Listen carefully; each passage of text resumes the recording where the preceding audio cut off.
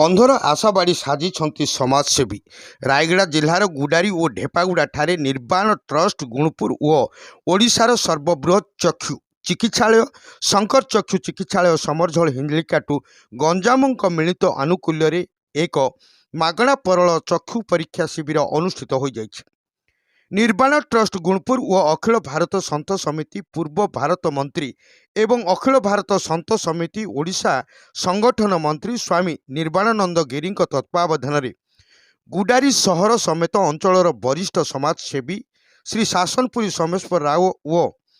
समाजसेवी ढेपागुड़ा सीएच संतोषों सहायतार एवं ढेपागुड़ा गुडारीर समस्त समाजसेवी और ग्रामवासी उद्यम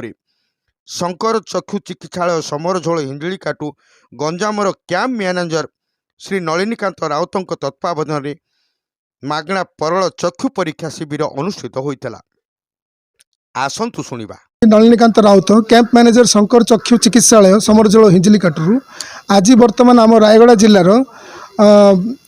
आमर गुडारी ब्लॉक 2 नंबर वार्ड आमर एंकटेश्वर मंदिर ठारे एवं बुडागुड़ा ढेपागुड़ा ठारे ये दुईटी जगह मागणा परल चक्षु परीक्षा शिविर आयोजन करा जायतिला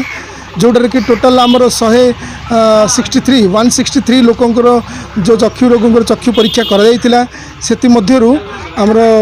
43 जन को चश्मा दिया जायछि एवं वर्तमान पर्यंत आमर 40 जन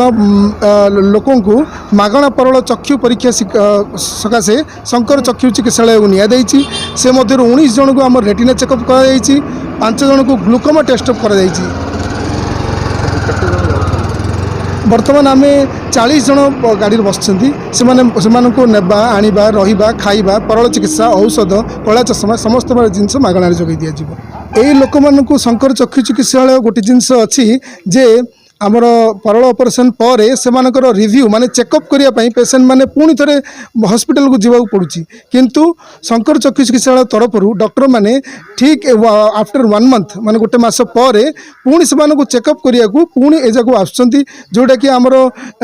आमर एटर जो सोमेन्द्र बाबू स्वामी सोमेन्द्र बाबू जहाँ अनुदान रे ए दुईटी कार्य कर आगामी डेटा जना जोटा कि आमर 20 फेब्रुआरी तो 2024 मंगलवार दिन पुणी जो रोगी मैंने जाइए से चेकअप करने को पुणी आउ थे डॉक्टर नर्स समस्ते शंकर चक्षु चिकित्सालय तरफ ए जगह आसबे एवं से पुणी आउ थे आमर ये मीडिया भाई माने पुणी सोमेन्द्र बाबू आमर समस्त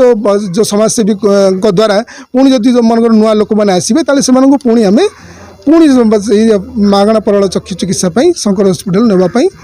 चुक्तिबद्ध होइछु। धन्यवाद। नमस्कार। रायगड़ा जिला गुणपुर उपखंड स्तरीय प्रतिनिधि प्रसाद लिमा को रिपोर्ट संघर्ष टीवी।